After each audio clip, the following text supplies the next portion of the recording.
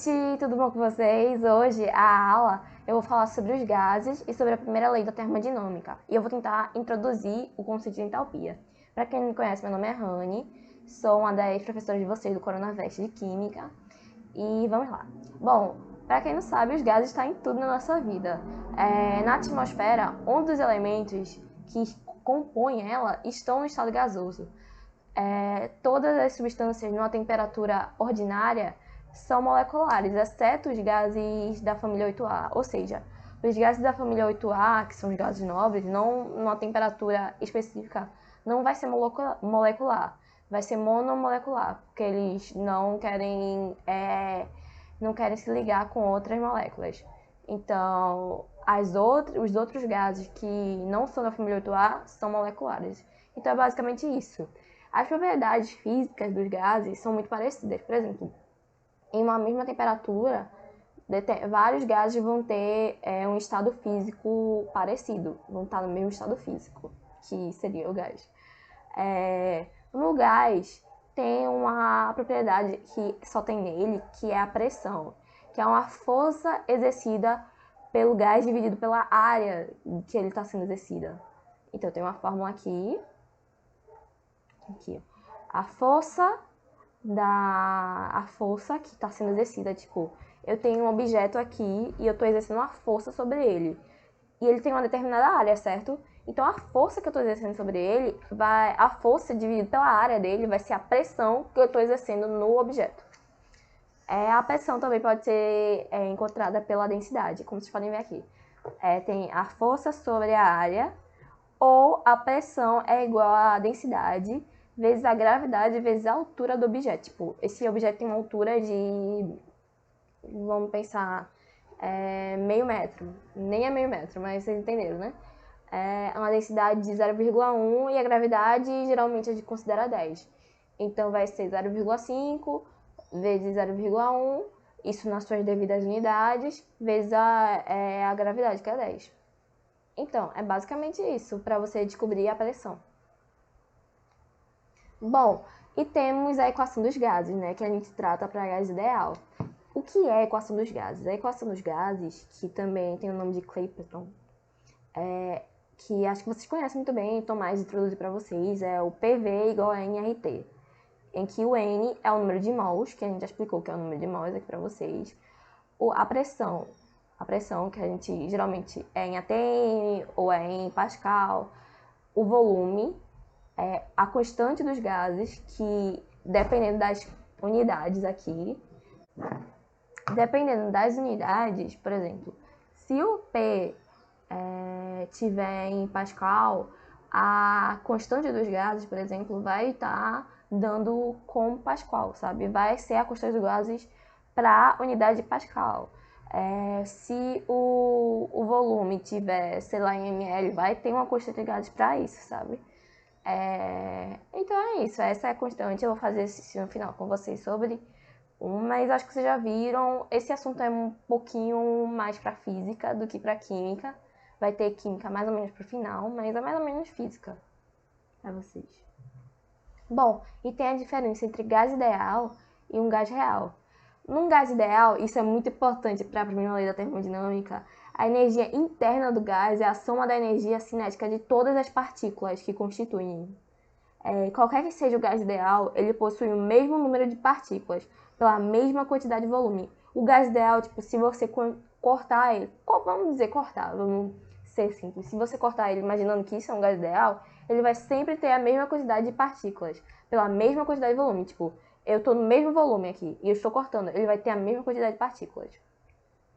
E uma coisa muito interessante é que um mol do gás ideal sempre vai dar o volume de 22,4 litros ou 22,7, sempre depende da literatura que você estiver estudando.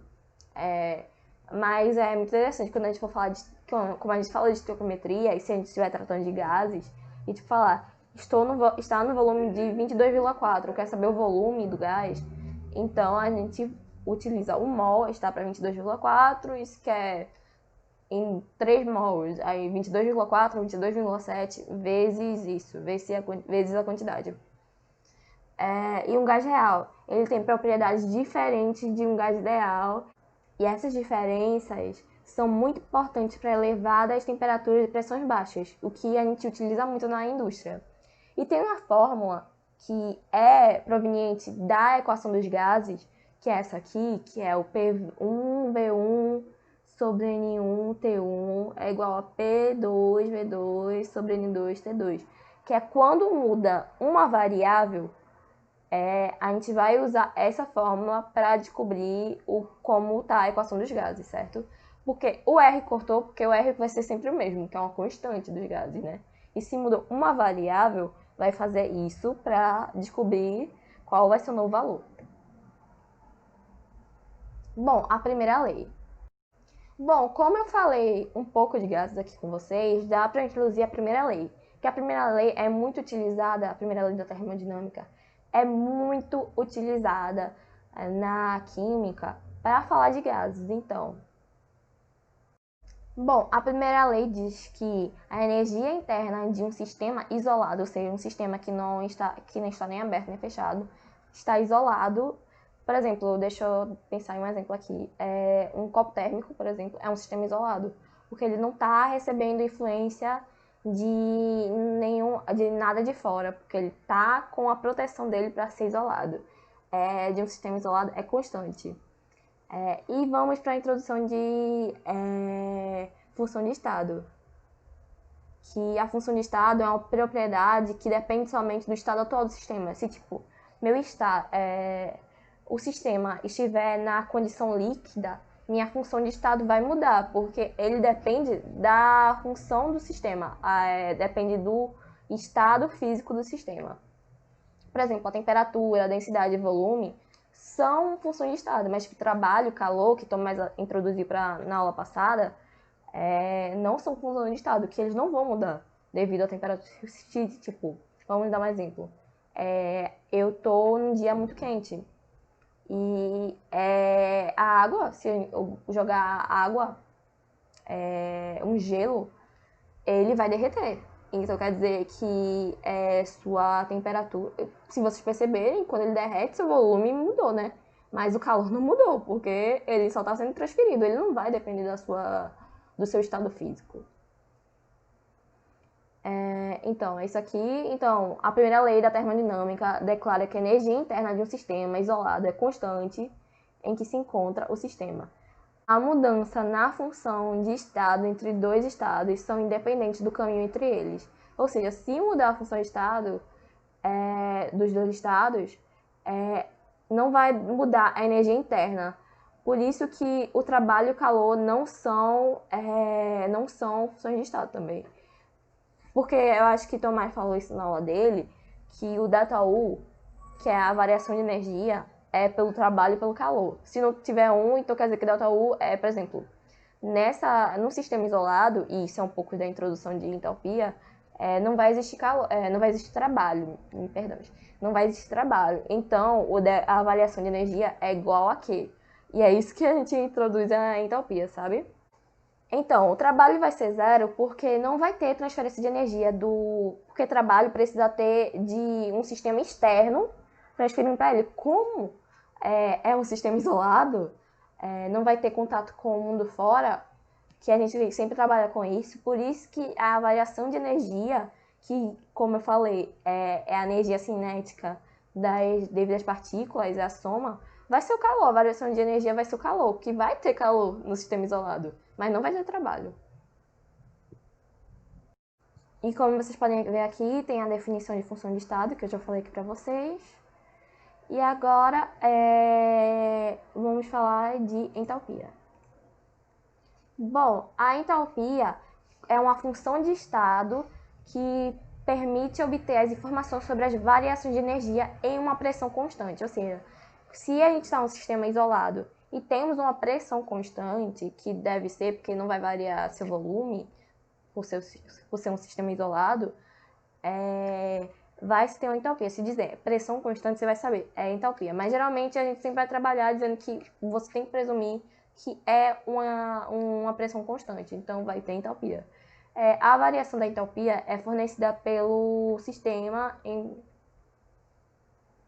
a variação da entalpia é igual ao calor fornecido ao sistema em pressão constante. Ou seja, o Q vai ser igual ao ΔH, que é uma coisa que a gente trabalha. Ou seja, se não tem trabalho, então a variação de energia vai ser igual à variação da entalpia. E como eu falei, a variação de energia do sistema vai ser igual ao calor. E é isso a introdução de entalpia. Bom, gente, eu vou fazer isso com vocês, deixa eu dar uma lida aqui. Os gases comerciais O2, N2, argônio, hélio, H2 e etc., utilizados na indústria, hospitais e laboratórios de pesquisa, são comercializados em cilindros com volumes de 50 litros e pressão de 180 atm. Se a temperatura do cilindro é 27 graus Celsius, calcule a quantidade de gás em número de mol presente no interior do cilindro. Considere o gás como um gás ideal. Por que a gente está falando de considerar como um gás ideal? Porque a equação dos gases a gente só se trata em um gás ideal. Então, não é muito válido fazer um gás real, porque ele vai variar constantemente, principalmente pressões baixas e temperaturas elevadas. Por isso que é muito importante ele. Então, tem as opções, deixa eu pausar aqui para... Então, gente, V é igual a 50 litros.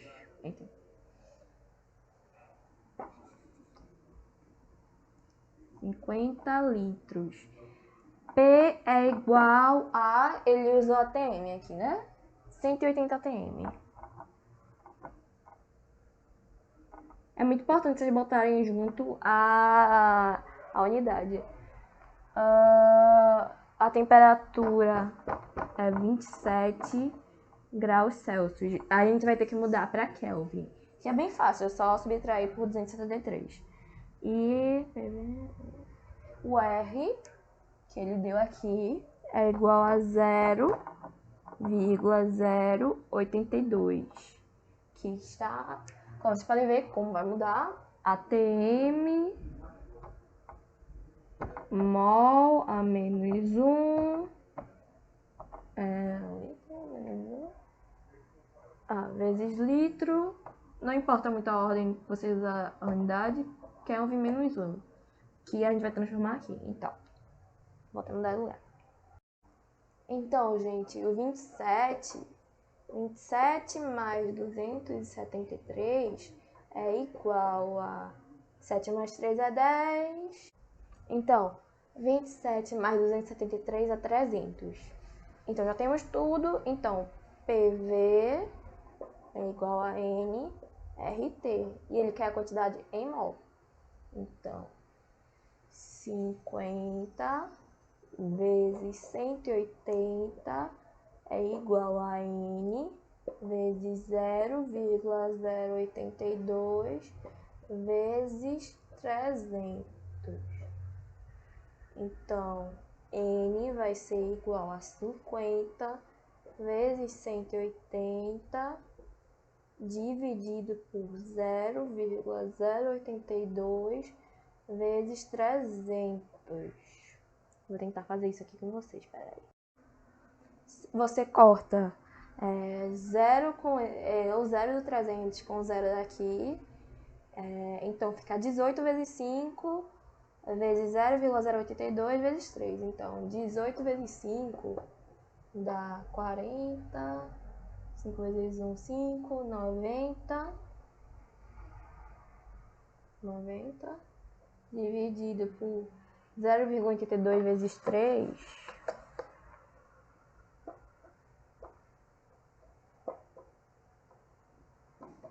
6. 8 vezes 3, 24. 3 vezes 0, 0, 2. 3 vezes 0, 0. Você conta quantas casas decimais tem? Uma, né? Então, 90 dividido por 0,246. Bom, gente, dividindo isso aqui dá 305, alguma coisa, que é aproximadamente 366. Ou seja, letra D. Então é isso. Basicamente isso. Desculpa não ter botado o gabarito, mas a letra D. e vamos para a próxima. Vou apagar. Então, gente, deu uma diminuída em mim para vocês verem melhor a questão. Então, vamos lá. Sobre os gases monoatômicos, que são os gases nobres, ideais que passam por um processo de transformação isobárica. Isobárica é que tem a mesma pressão. Podemos afirmar corretamente que toda a quantidade de calor que é cedida ao sistema será transformada em trabalho mecânico? Não. B. A quantidade de calor cedida ao sistema é diretamente proporcional à sua variação de temperatura? Sim. Por que não é A? Porque toda a quantidade de calor cedida ao sistema não será transformada em trabalho mecânico, vai ser transformada em variação de energia, que é isso que eu falei na primeira lei também, né? A energia interna do gás permanece constante? Não, porque vai ter uma variação de energia, como eu falei, tem um ΔU. D. A variação de energia interna, ΔU, é inversamente proporcional à variação volumétrica? Não, vai ser não. Porque eu acho que vai ser. Vai ter uma relação, mas quanto menor a pressão, vai ser maior o volume. Ou seja, maior volume, maior variação de energia, sabe? Porque se você aumentar o volume, quanto mais você aumentar o volume, se você pensar, tipo, se você vai aumentando o volume, vai aumentar a sua energia, claramente, né? Porque vai ter mais espaço. E a temperatura do gás varia, mas não há troca de calor entre o sistema e o meio externo. Não tem uma garantia que esse sistema é um sistema isolado. Mas aqui tá falando de primeira lei, não tem uma garantia, porque vai ter troca de calor entre o sistema e o meio externo, então não é uma garantia, então por isso que na letra E. Letra B. Então, gente, muito obrigada, espero que vocês tenham entendido, tenho 2 fichas pra vocês, um beijo, se cuidem.